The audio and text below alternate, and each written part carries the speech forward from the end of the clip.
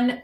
Thank you for joining us. I'm Susan Berishaj of Sia Admissions. We're going to do some applicant profile review in this session.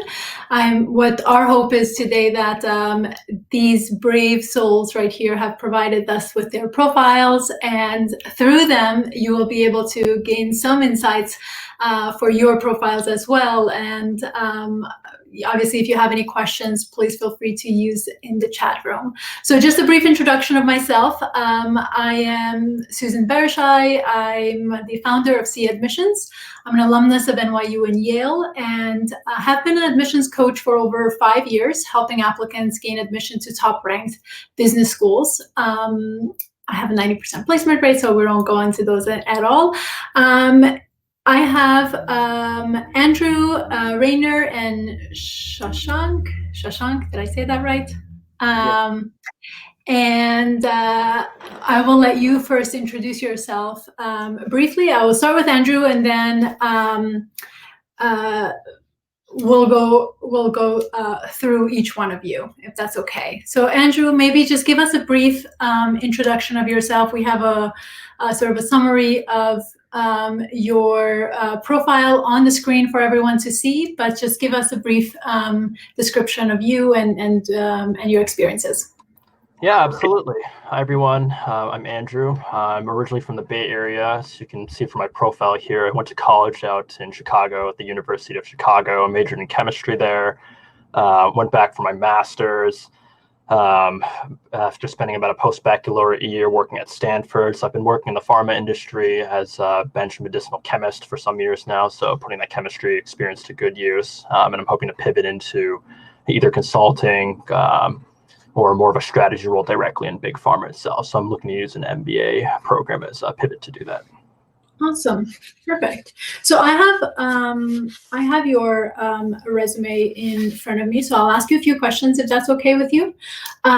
You're currently a research associate working in pharma. Can you tell me a little bit about that role? And I guess in a way, what I'm thinking here is more about sort of the MBA and the roles that you want to pursue post degree. So what I'm really interested in learning, obviously as a chemist, you're working, with chemical instruments and all of that, as I imagine it. But tell us a little bit more about your role, and especially more of the leadership side of things, if you can share anything there. Sure. So I guess I should take a step back and mention that my company is a pretty small company. So I think it's a lot different from working for, say, a Merck or a Novartis or something. So that's been a very interesting experience. I started there about 2 years ago. So we are about 60 people large, just IPO'd last fall. So it's been very much, we're at the forefront of the cutting edge, I would say. On a day-to-day basis, it's a lot of me sitting in front of a hood and working with chemicals and making these compounds, which we hope will someday go to through clinical trials and make it all the way into, hopefully, into patients. So a lot of it is just going through iterations of making compounds, analyzing chemical data, working closely with biologists, pharmacologists, and even clinicians to turn around that data and incrementally improve on the compounds that we have. It's pretty early stage, very early stage drug discovery. On the leadership side, I guess I would say that because our company is so small, there's opportunity for, I think, just about everybody to contribute in pretty much any way that you see fit. So I find, personally from my experience, I can't speak for the other associates, but I find that my role is not so different from the other research scientists at the PhD or even postdoctoral level. Essentially, we're just in there grinding away, and I find that they, I guess I would say my managers and even higher up trust me to do work that I would say typically would be, I think, associated with more of a PhD level. So it's been pretty rewarding. Yeah.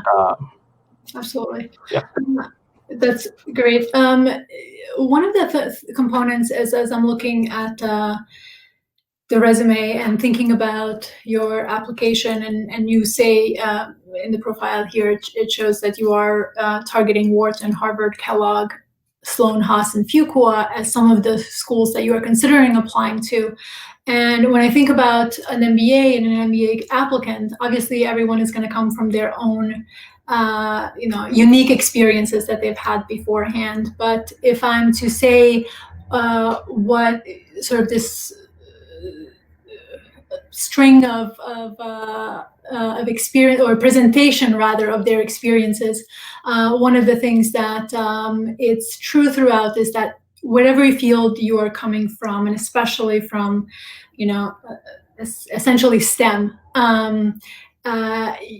one of the components that you are going to have to, in a way, convey, even though you are looking to sort of, I guess, in a way, stay within the healthcare industry, for your business school application, you may want to essentially be mindful of not of avoiding sort of the jargon, and really showing how you are as a leader, what impact you're making. That, I usually tell my clients, think about how you describe your job to your grandma.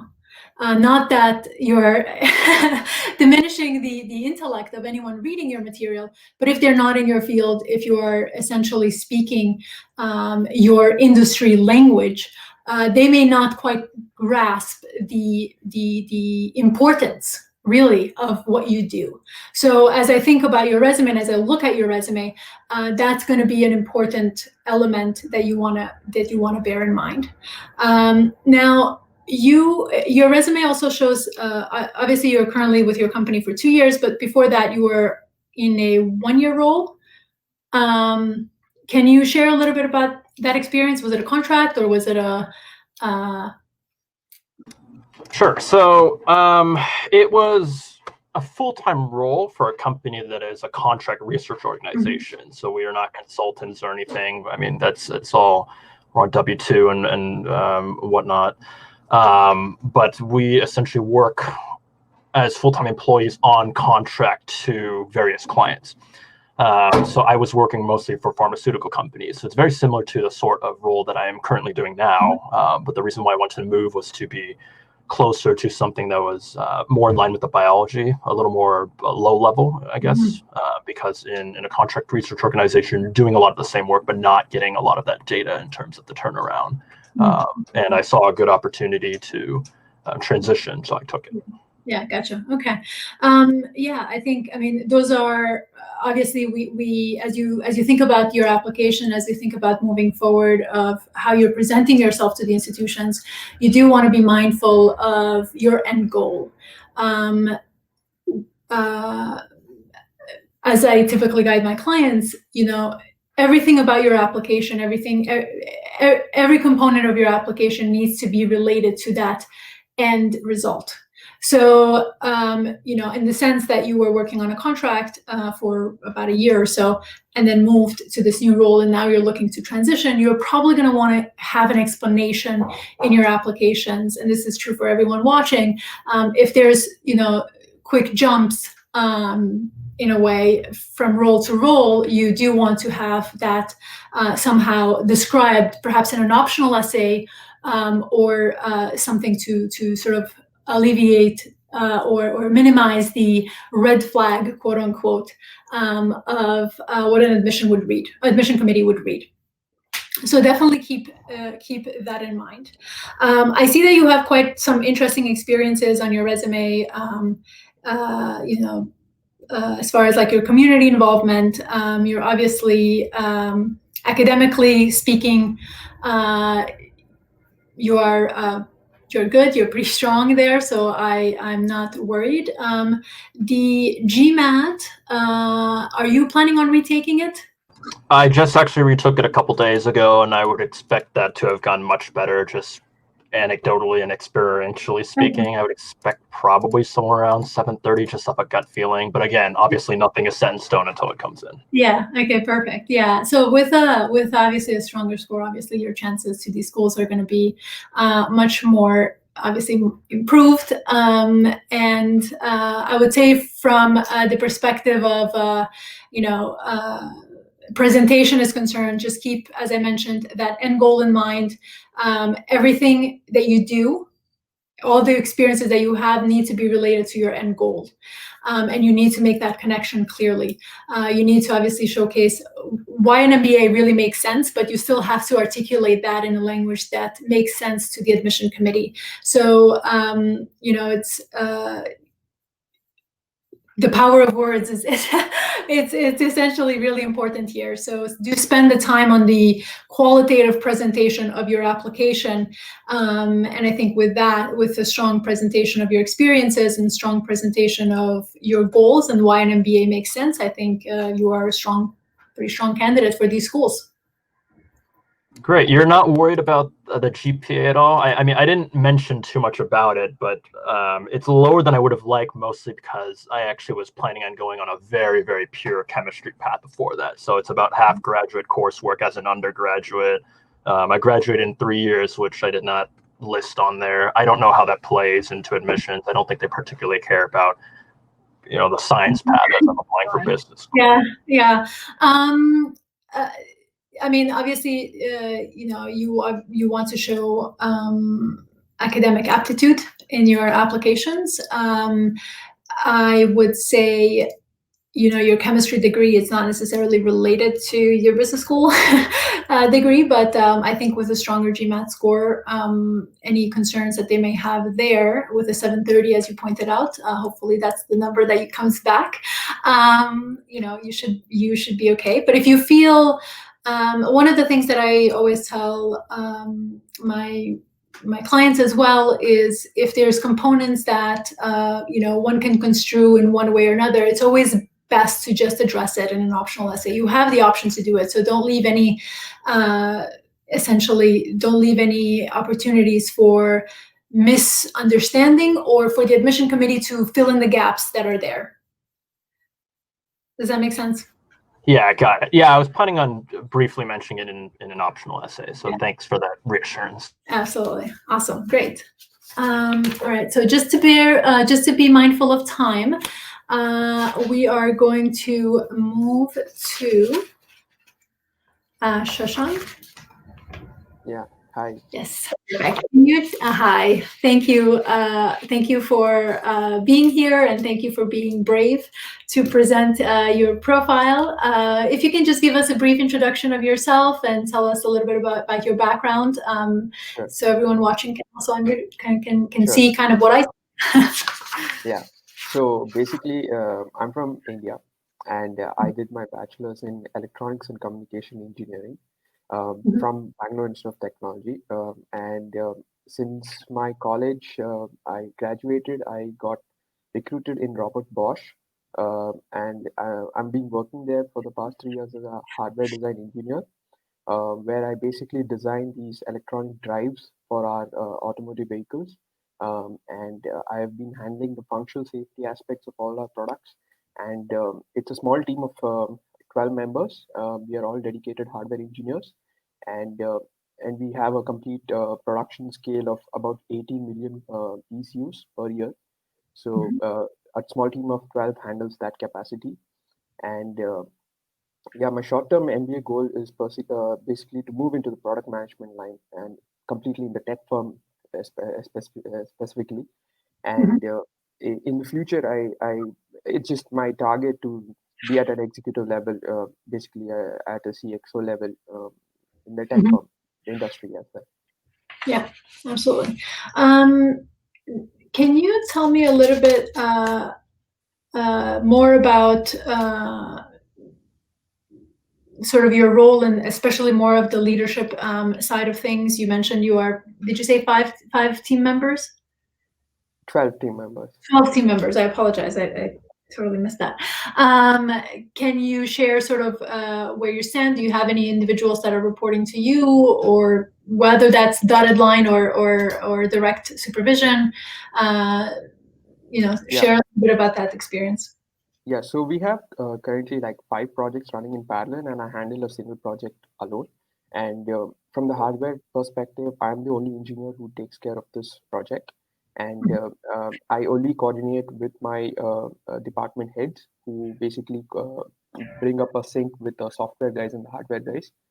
So that is the leadership aspect in terms of my work experience. Apart from that, I've been the president of the Road Track Club, and right now I'm the international service director of our district, RID 3190, which is basically the entire city of Bangalore. Okay. Okay, great. Awesome. And perfect. So your MBA, I'm looking at your resume, and if I can, I'm assuming this one is not ready for admissions yet. Is that there? That's right. One of the things, as I mentioned to Andrew, that I would say for your resume as well, obviously you have a lot of achievements, but they're somewhat very industry specific. So these numbers may not necessarily mean anything to the admission committee. So it's always an important element to be able to sort of translate what you have done into sort of the business world. But on top of that, also in relation to your future role. So if you think about, the role of a product manager, you are going to need sort of obviously core competencies, which you need to kind of showcase that you have some of them in your current role. You need to have, obviously, because you're working as a product manager, you would be working with a lot of different individuals, and you're currently also in a way doing that as well. You're going to want to really showcase the qualitative experiences that you have, I guess, qualitative relationships in a way, the collaboration component that you have done in your job. So I would focus a lot of your resume in the materials that you share with the admissions committee. So that's in your writing, etc.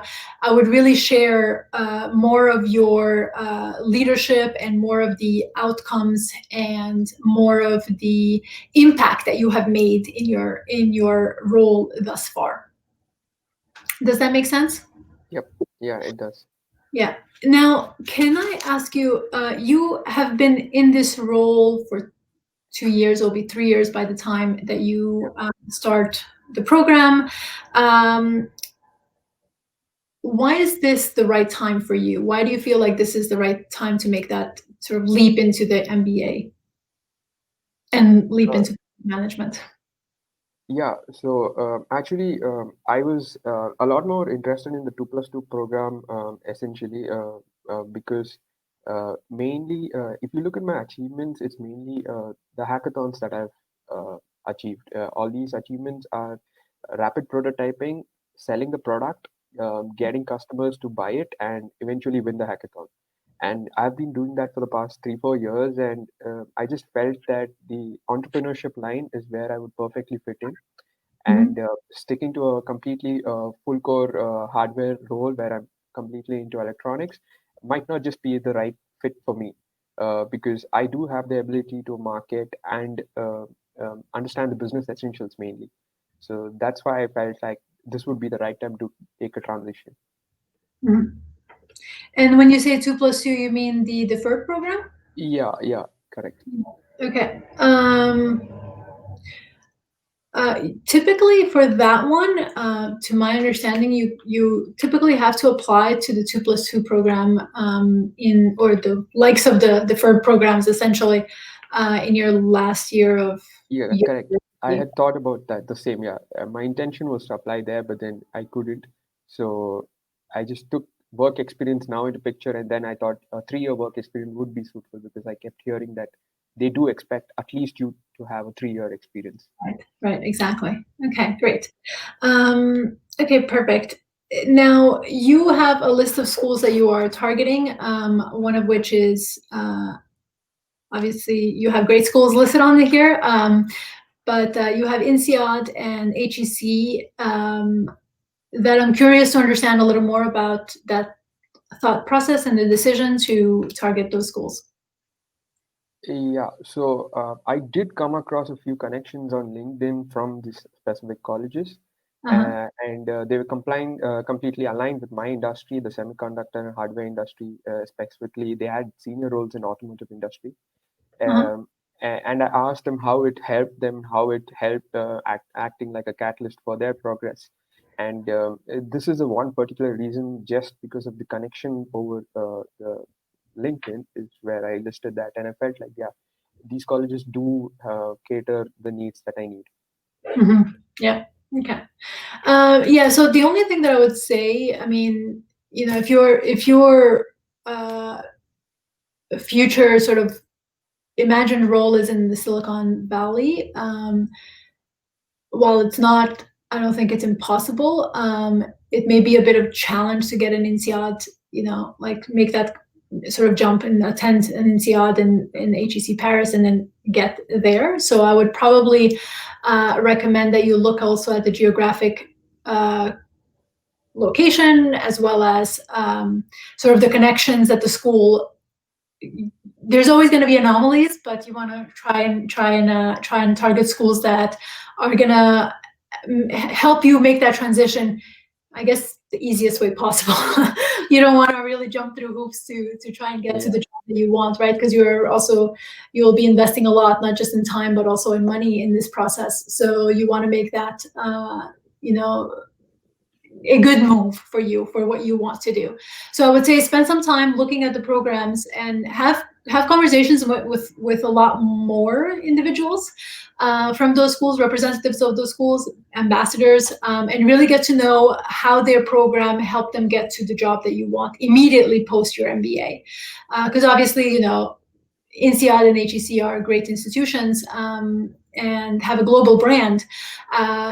But if they don't help you make that immediate next transition, it may not be the right program for you. So focus more on, putting the energy on the schools that are really going to help you make that next step.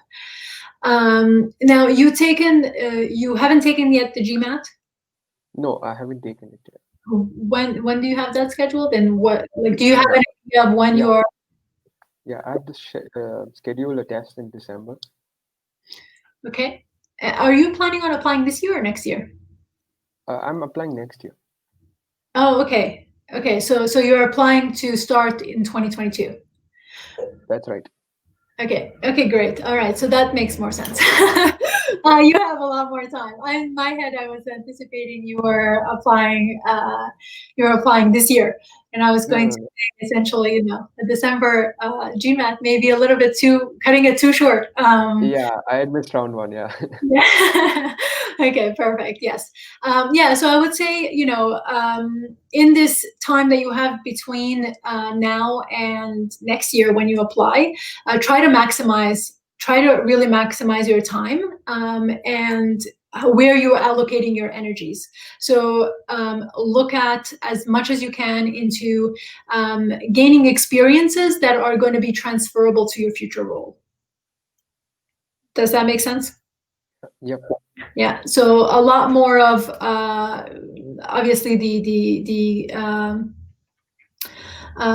qualitative components, because it's clear that you have a lot of the quantitative and process understanding, but just the qualitative component that really makes for individuals that are more tech heavy or roles that are more tech heavy, the qualitative element is going to be really really important in that in securing that admission. As I've worked with individuals who have essentially engineering backgrounds, and one of their challenges has always been about translating their unique experiences into the language the admission committee can understand.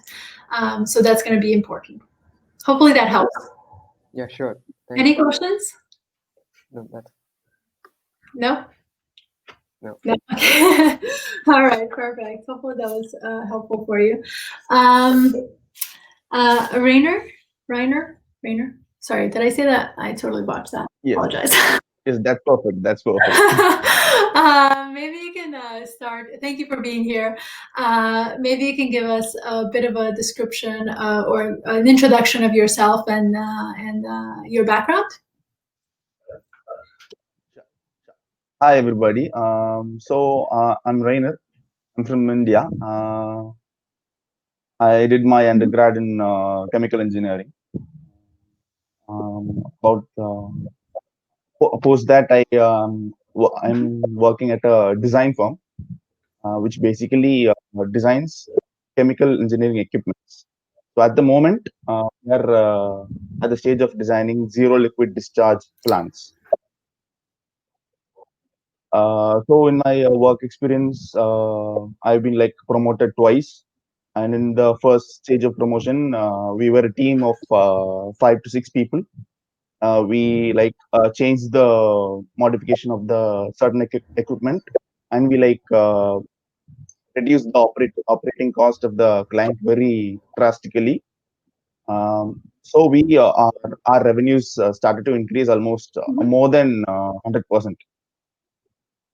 So my role specifically in that project was I negotiated and purchased a specific compressor that led to that increase in revenue. So currently I'm heading a team of 3. Our work specifically is do the prior process calculations and set the purchase requirements for the team. And we negotiate prices from specific vendors, including vendor management.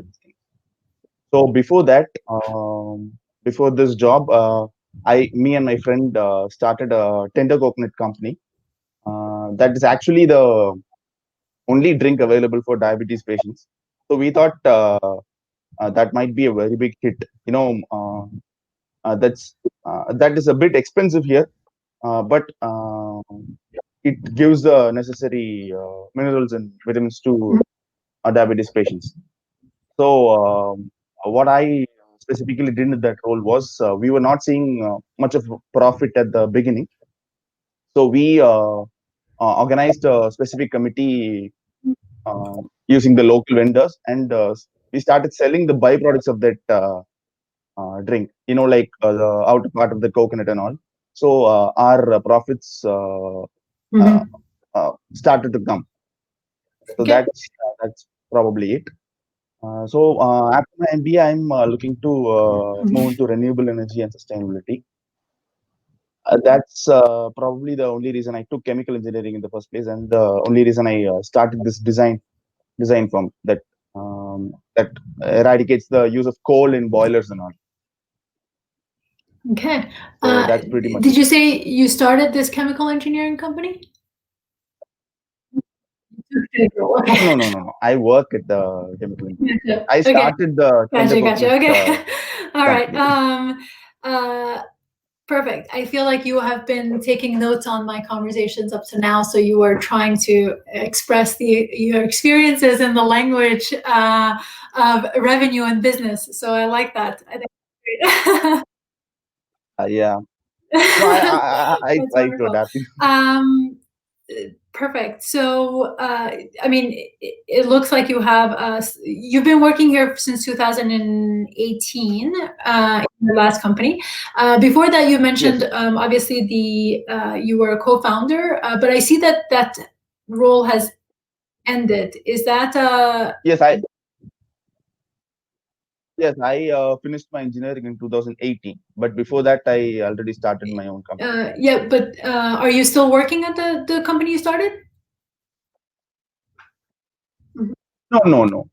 Actually, so after I completed my engineering, I used my engineering degree to get a separate job. Once I did that, I asked my business partner to Okay, completely gotcha. Okay, take that all right. over. It wouldn't be a very good balance. Sorry, can you repeat that? The last thing you said? That wouldn't be a great balance. It would be very difficult to balance a separate company Gotcha. and job at the same time. Sure, of Because course, my job would be very hectic. Is the That's why. company still in business? The company? Yeah. Okay, that's awesome. Perfect. Yes. Tell me a little bit about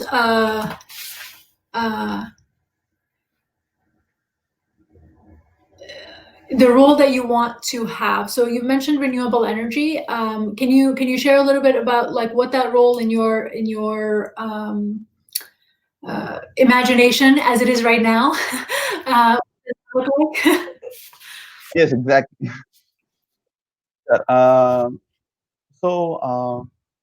Canada is uses about 60% of its energy. It gets 60% of its energy from hydro. So in the last 2 or 3 years, it has drastically increased its value. So I thought getting to a decision-making role in the renewable energy sector is the right choice. My imagination is that this strategy implementation role is also a target for me after the MBA. Like how specific companies change their um, uh, present consumption of energy to an 100% renewable source.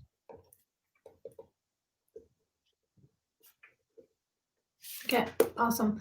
I would say probably as you are thinking about your applications, whether you apply to any of the schools that you are targeting here,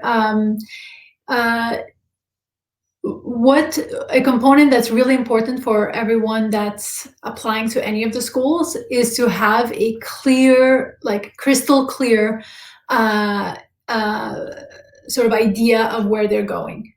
It doesn't need to be, I mean, there's sometimes what I like to do is have the ability to even say sort of like the roles that you're hoping to have, what kind of companies you're looking to work for, and just be as specific as you can, because what that does in the sort of like in the recipient's mind, in the reader's mind, which will be the admission committee, is they will understand sort of what your thought process is.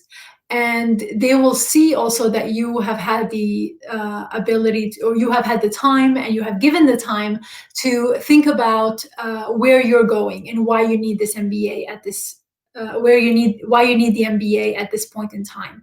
So something that you will probably look at, depending on, of course, the schools that you're targeting.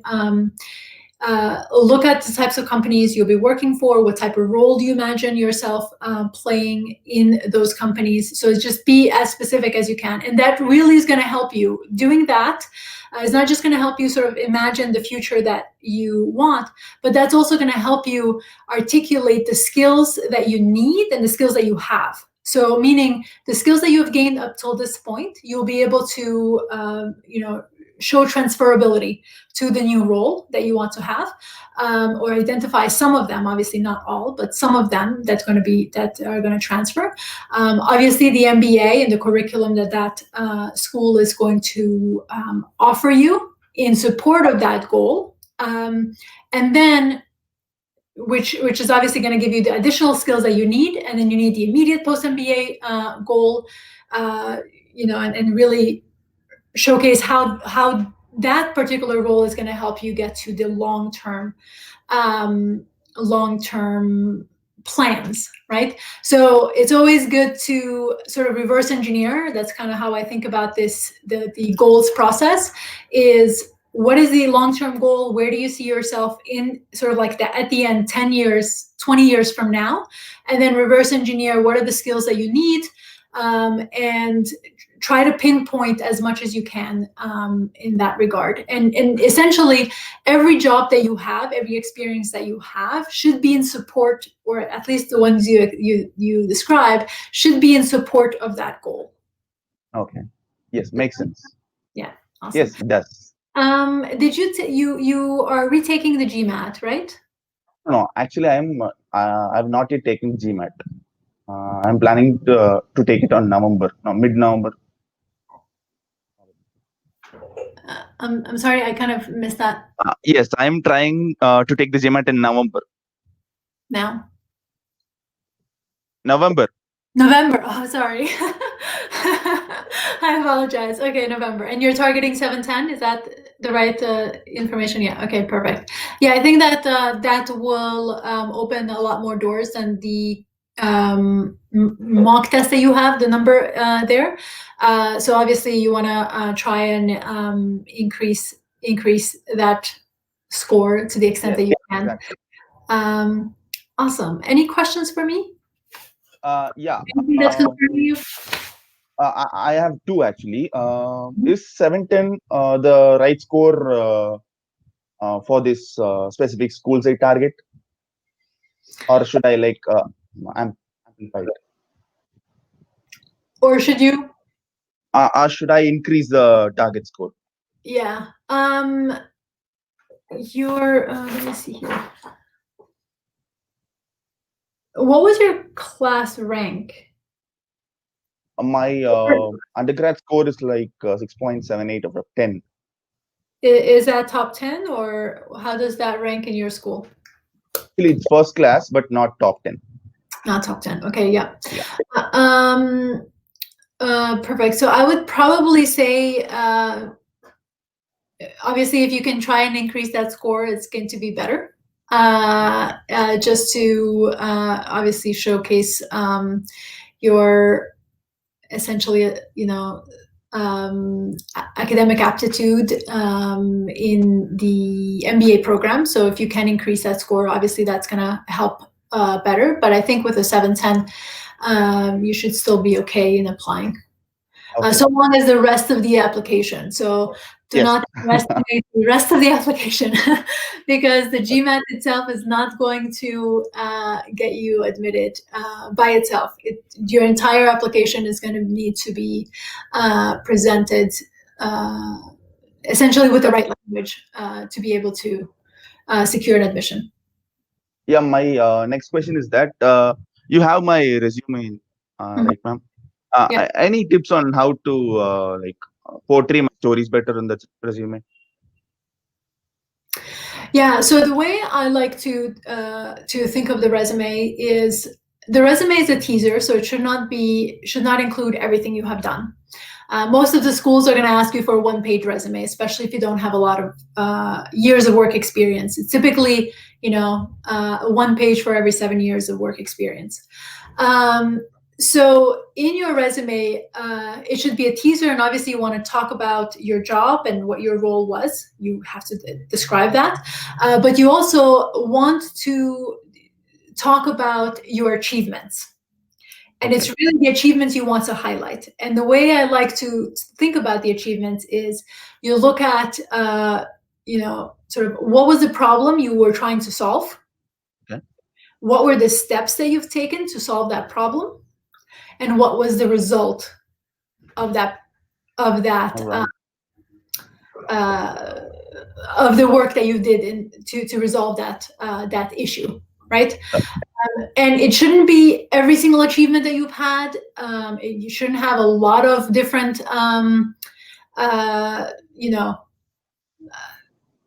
bullets, if you will. You should essentially just highlight the most important ones. And the ones that you highlight are the ones that are most transferable to the role that you want to have in the future. Yes, because that's good. You kind of have to think about it. Who's reading this application? It's going to be admission committee who is looking to see if you are essentially employable. Are they going to be able to find your job afterwards? So the more you think about the role that you want to have, again, that goal, where you're going, and conveying that language in your resume, the better the outcome of your application is going to be, because they're going to see essentially language that speaks to that future role. And makes it easy for them to say, yes, we'll accept you, because essentially they are, you have great experiences. You have shown that you are going to be able to succeed in the future role that you're going to have. You have some basic sort of like some transferable skills. With the MBA, you'll be able to get the job that you want post MBA. That's kind of the thought process of the, broadly speaking, of course, of the admission committee. Makes sense. Perfect. Thank you. Very good. Do we have time for questions?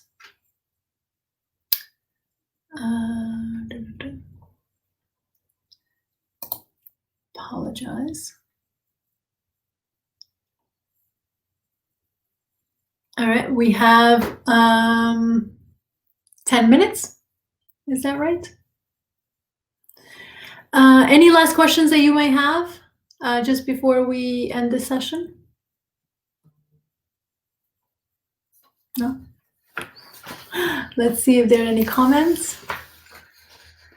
I think Kirsty is saying we have until 7:20, so I don't know if this is just, if you're saying just with us or Perfect. opening it up to everybody.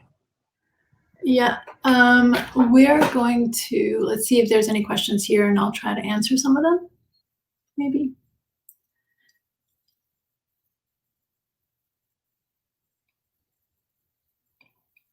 It doesn't look like there are any questions. Susan, how often do you see candidates change their career goals from what they start an application after getting into an MBA program?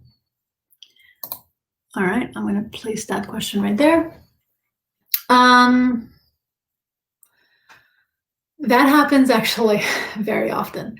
I often, working with clients, they have an idea of what they're trying to do and where they want to go, and that totally makes sense at the point where they are in their career and sort of like the reason why they're applying for an MBA. However, when they go into an MBA program, they are also seeing or being exposed to things that they never thought they would be exposed to, or things that they thought that didn't even exist, or didn't know that they existed, or opportunities that they didn't think were available. And through those exposures that they have in an MBA program, especially in 2 years, in a 2-year program, that allows them to really see, or identify areas that they're more interested in pursuing, and that essentially leads to a entirely different career. I had a client who was looking to go into energy and then decided to go into private equity. So it's an entirely different, different experience, different field based on where he initially started in the application process. So that happens all the time, and no one's going to take that. No one's going to sort of like hold you to task and say, "Oh, you wrote this in your application, and you have to follow through." It's the experiences, and admission committees know that the experiences that you have there in the program are going to allow you to really see what all the opportunities that are out there, and make the best next steps that make sense for you. Hopefully that answers the question. Okay, next question is, I'm going to post it. So can you please talk a little bit about school selection strategy for round 1, round 2, and how many target and safety school one can realistically apply in a single round? That is a great question.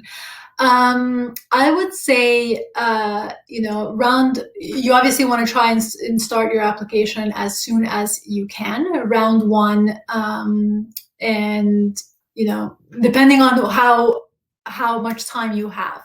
I would say, if you have, 2 months time. So we're now 2 months away from application deadlines. It's probably realistic that if you are really diligent with your time and your time management, that you can apply to a maximum of 3 schools in that given round. And I'm not talking about just submitting applications. I'm talking about really taking the time and articulating your story and articulating what you bring to the table, because that is the component that is often, it's very subjective, because some are stronger writers than others, and some have a clear idea than others of what they want to do. So the clearer you are, the less time you need, but you still should give yourself ample time. If obviously you need time through the process to really articulate and flesh out your reasons and the experiences that you bring to the table, then obviously you want to give yourself much more time than that. Round 1 and round 2 applications, I would say if you are applying to a very competitive sector, so I'm thinking private equity, definitely try and apply to round one, because there are limited number of opportunity or like seats that institutions offer to individuals who are targeting, who have those goals in particular. So you're going to want to try and apply, especially to the schools that you really want to be admitted in, to round one, and then try again to round two some others, more safety schools. And totally, sort of total number, I would probably say maybe between 5 and 6 schools, a couple of one stretch school at least, just to sort of put your name out there, and a couple of target schools and a couple of safety would work well to make sure that you maximize the output. Awesome. And guys, if you have any questions as I'm talking through these components, feel free to ask follow-ups. Based on your experience, how competitive round one this year you're expecting would be? Well, round one is definitely competitive. This year, I think I've seen a uptick in applicants. So I'm assuming admissions or schools, business schools have as well. With everything that's happening around the world, and with the job insecurities, people are taking this opportunity to reskill and apply. There were some schools that have offered deferrals, having the ability to start next year. So that means some of the schools may have a bit more limitations in seats. So obviously those are components that you have to keep in mind as you think of applying. But definitely it was, from my experience, I can say it's definitely much more competitive this year. Awesome. All right, one last question, and then I think we'll be done. Do you have any specific advice for candidates coming from overrepresented applicant pool? What steps they can take to stand out in the application pool?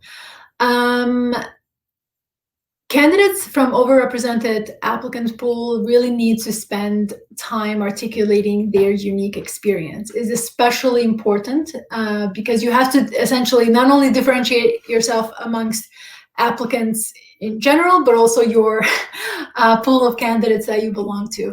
So really spend time to articulate your unique experiences, even if they're in a field that is somewhat like in engineering or any types of fields like that, or you're an analyst in finance or something of that nature. One of the things that I always hear admission committee talk about is the uniqueness of your experience, even if you and your colleague that have the same job title are same sort of like experience working for a organization. What they want to know is how have you experienced that job? How have you benefited from that experience? What have you taken away? What was the lesson? What was your contributions to that organization? It's really about taking time to articulate who you are and what unique characteristics you bring to the table, bring to the cohort. So if you're an overrepresented applicant pool, you definitely want to pay attention to that element. And obviously the other components of like the GMAT and stuff like that are going to be very important. Awesome. So I think we'll end the session here. If you want to reach out and have a deeper dive and have any questions this is for, obviously for the three of you as well. If you want to talk further about your particular profile, and everyone else watching, feel free to reach out. I'm happy to dive deeper in talking about obviously your unique experiences that are not in a, open to the world platform. So thank you so much again for sharing your profiles and for being here with us tonight. You're very brave, and I appreciate it. Awesome. Thanks so much for your Thanks for time. having us. All right. Thank you. Thank you.